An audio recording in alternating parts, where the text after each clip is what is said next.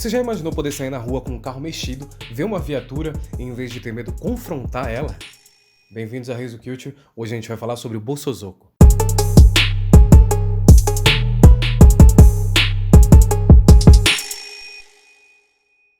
Bem-vindos ao auge do estilo underground automotivo japonês, onde motos e carros ganharam um visual jamais imaginado, que marcaram a sua geração até hoje e continuam um estilo muito presente em diversos eventos de carros ao redor do mundo todo.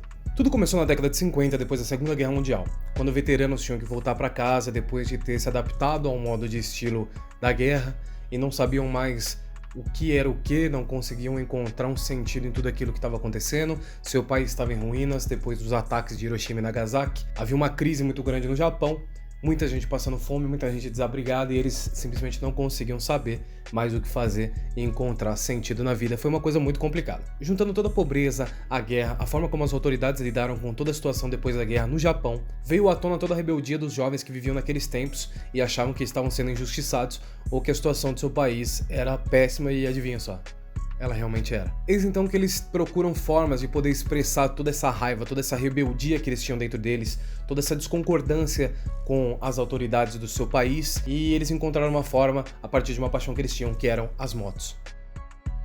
Como vocês bem devem saber, a arte nem sempre é só o que é belo, é só o que é estético, é só o que é perfeito.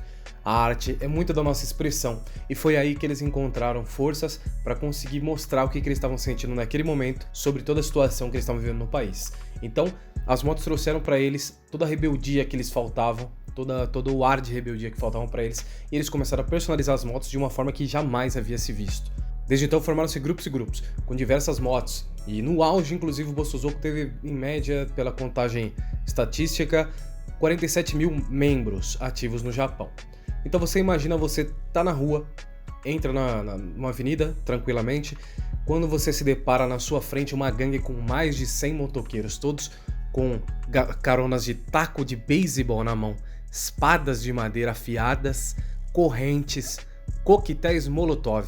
Veja se a situação não era complicada para quem vivia no Japão nessa época e não era envolvido com a cena do Bosozoku. Tudo começou sob o nome de Kaminari-zoku, e aí foi havendo toda a evolução, todo o desenvolvimento de como as gangues funcionavam, e aí criou-se a cultura de uma brigar com a outra, as culturas dos encontros, de toda essa galera que se unia para andar. Inclusive nos anos 80 foram aceitas namoradas dos pilotos também fazerem parte das gangues. Então, com o passar do tempo, o Bosozoku foi mudando bastante e trazendo novos aspectos visuais, novos integrantes, novas regras, novas normas, novos estilos, e foi sempre assim, se transformando e melhorando, o que já era muito doido. As gangues, que geralmente eram formadas por jovens da classe trabalhadora, ficaram muito famosas pelo estilo de direção perigoso, pelas acrobacias que eles faziam de moto, por toda a ruaça que eles faziam, como eles chamavam a atenção com as motos, entrando em ruas na contramão, fazendo brincadeiras de mau gosto com a polícia japonesa, inclusive utilizando as armas, que eu mencionei outra hora, contra os policiais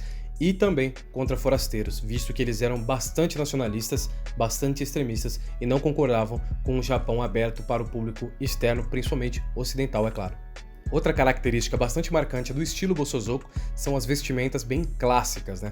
Geralmente os rapazes eram vistos com o tokufuku, aquele camisão que eles usavam aberto, com marcações da gangue, frases de efeito, muitas vezes bastante radicais, patentes dentro da gangue, nome do membro e diversas informações e diversos estilos também. Além disso, as calças eram bastante largas, inclusive eu coloquei essa calça em especial para gravar esse vídeo, e o complemento final do visual era um coturno. Todo esse visual baseado muito do que veio depois da Segunda Guerra Mundial na situação do Japão, além de outros filmes externos, como Um Rebelde Sem Causa, que por sinal foi um grande marco para toda a cultura do Bosozoku, para toda a molecada que vivia nessa época.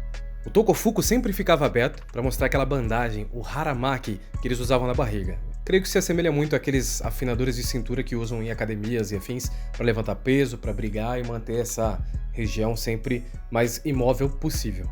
Já falando de personalização, as motos ficaram bastante conhecidas pelo alto barulho. As gangues sempre mexiam no escapamento para deixar claro que quando ouvissem aquele som de motos em extremo volume, era o Bosozoku chegando na área. Criou-se também essa cultura da placa dobrada para não identificar nem o piloto nem o veículo, que passou-se para os carros. E, já falando dos carros, a gente tem diversos aspectos aí para analisar. Muito do visual foi trazido das corridas do Japão e de como eram as peças aerodinâmicas da época.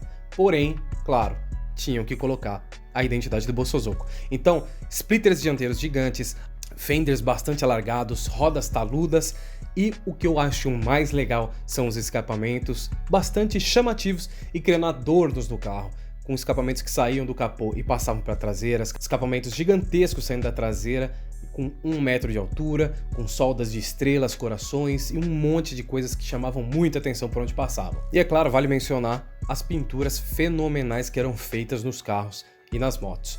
Sempre muito belas, brilhosas, o que dava um ar bem rebelde para a gangue realmente. Uma coisa que vocês devem estar querendo saber bastante é sobre a ligação do Bosozoku com a Yakuza.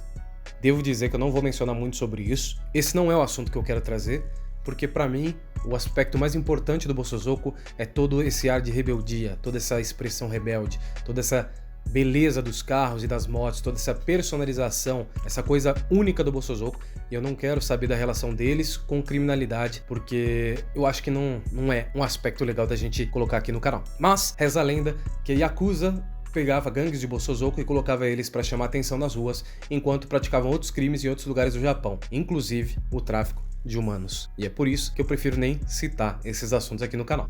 Galera, para mais vídeos sobre a cultura automotiva dentro e fora das pistas, para saber mais sobre fotografia, eventos automotivos e mais algumas outras coisas além de tudo isso, sempre envolvendo a cultura automotiva, se inscreve aí no canal, deixa o likezinho, joinha, clica no sininho pro YouTube mandar as notificações para vocês, certo? E eu vejo vocês no próximo vídeo então, certo? Eis o Culture, um grande beijo, obrigado.